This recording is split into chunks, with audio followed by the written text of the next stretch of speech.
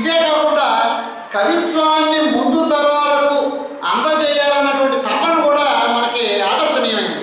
ఎట్లా అంటే జపాన్లో ఏటా జరిగేటటువంటి కవిత్వ పోటీలు ఏదైతే ఉన్నాయో ఆ ఉత్తమ కవిత్వాన్ని చెట్ల బెడ మీద రాసేవారు.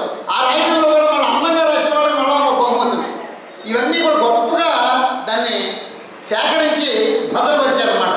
అంటే మనకి అవినీతి సొమ్ము మన రాజకీయ నాయకులు చాలా జాగ్రత్తగా భద్రం చేసుకున్నట్లుగా జాతి యొక్క సాంస్కృతిక సంపద ఏదైతే ఉందో దాన్ని గాలి వదిలేశారు.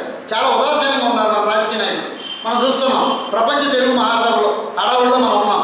అంటే ఒక డిజిటలైజేషన్ అన్నటువంటి సాంకేతిక అంశాన్ని పక్కన పెట్టి దాని ఒక మంత్రిత్వ శాఖగా పరిగణించాలన్నటువంటి విధానం లేకుండా ఓ సాంస్కృతిక విధానం లేకుండా ఎప్పుడో 1983లోనే నందమూరి తారక రామారావు గారు సినారి అధ్యక్షతను ఒక సంఘాన్ని ఏర్పాటు చేసి ప్రాచీన గ్రంథాలన్నీ కూడా సరస్వతి దగ్గర నుంచి తంజావూరు దగ్గర నుంచి రకరకాల చోట్ల సేకరించి ఓ 300 గ్రంథాలు పరిష్కరించి కూడా అముద్రితంగానే మనకి ఇవాళ రోజున ఉండిపోయాయి.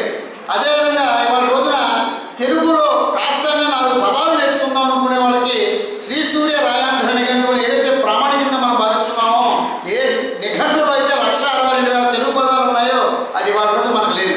అంటే ఒక జాతి భాషకు సంబంధించి సాహిత్యానికి సంబంధించి ఏ విషయంలో ఉత్తేజితం అవుతుందో ఆ విషయాన్ని గాలి వదిలి ఓ రాజకీయ కార్యకలాపంగా ఈనాడు సాగుతూ ఉన్నటువంటి ప్రపంచ తెలుగు మహాసభ ప్రహసనాన్ని ఆనాటి జపనీ సమాజంతో మనం ఒక్కసారి తులనాత్మక పరిశీలన చేసినట్లయితే మన కర్తవ్యం మనకు బాధపడుతుంది. మనం ఎంత కృత్రిమత్వంలో ఉన్నామో మనకు బాధపడుతుంది.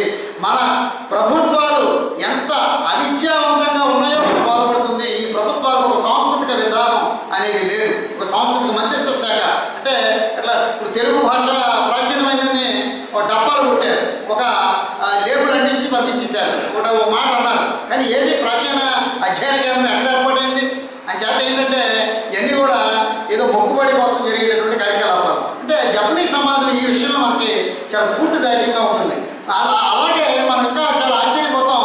మనం ఎంతసేపు ఇవాళ రోజున 20వ శతాబ్దాన్ని శాసించినటువంటి సాహిత్య ప్రక్రియ నవల.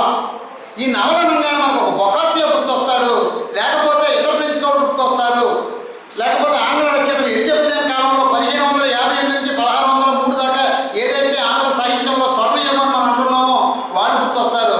మీరు చాలా ఆశ్చర్యపోతారు.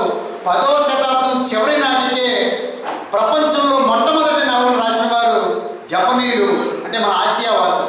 ఆ రకంగా ప్రపంచ సాహిత్యానికి జపనీ అక్షర ప్రాతినిధ్యం అనేది చాలా అజరామరమైందన్నమాట. ఆ ప్రాతినిధ్యం